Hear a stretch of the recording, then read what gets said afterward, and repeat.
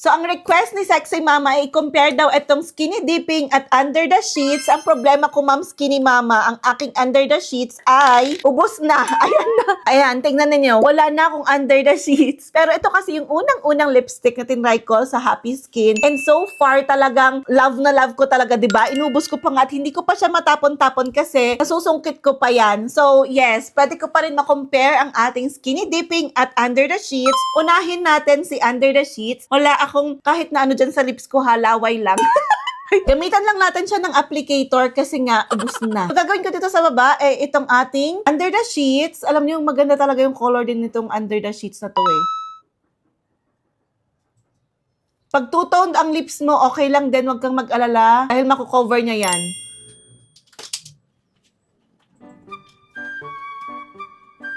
So, itong sa baba, si under the sheets, may pagka-natural ang atake. Ito ay si skinny dipping.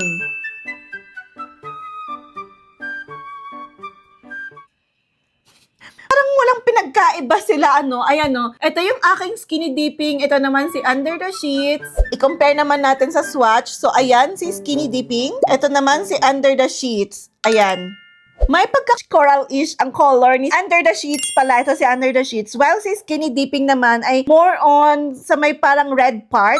Reddish siya. Ito naman parang orangey na coral na, yung mga lipstick na coral. Pero hindi siya as in coral kasi parang orangey, di ba, yung coral. Ito, ayan siya. Parang nag-mix yung coral at saka yung red. Ito naman, si skinny dipping yan. May pagka-maroon siya na ganyan. Pagka in-apply sa lips ko, ganyan po yung itsura. Lighter to. Ito parang medyo mas bold yung color niya. So, ayan. Ganyan yung kanyang difference. Again, ito si aking under the sheets. Ayan, ito yung una-una ko na-try na lipstick ni Happy Skin. Yung kanilang Shut Up and Kiss Me na moisturizing matte lipstick. And ito naman si Skinny Dipping. Siya yung parang medyo mas bold. Ito, feeling ko, mas more on natural look itong si, si under the sheets. Kasi nga, parang lighter. Parang mas pa-demure yung kanyang color. Kumpara dito na medyo mas bold. Pero hindi super bold kasi mas meron pa silang red na color. Wala kasi ako nun pero meron siya sa variation. I-check nyo. Meron pa yung as in bold na bold talaga na kung pupunta ka sa date night na gano'n na gusto mong naka-red ang lipstick, yun. Meron dyan sa baba. Check nyo dyan. Nakalimutan ko lang yung pangalan niya, yung variation niya. There you go. Sana nakatulong itong video na ito, Ma'am Sexy Mama. I hope that na-help ka nitong video na to at sana na-show ko sa iyo yung comparison ng dalawang lipstick. Pasensya ka na dito sa akin. Under the sheets, talagang ubos na siya. So, ayun lang. If you have any questions again, comment nyo lang sa baba at ito try ko pong sagutin yan. Okay, bye!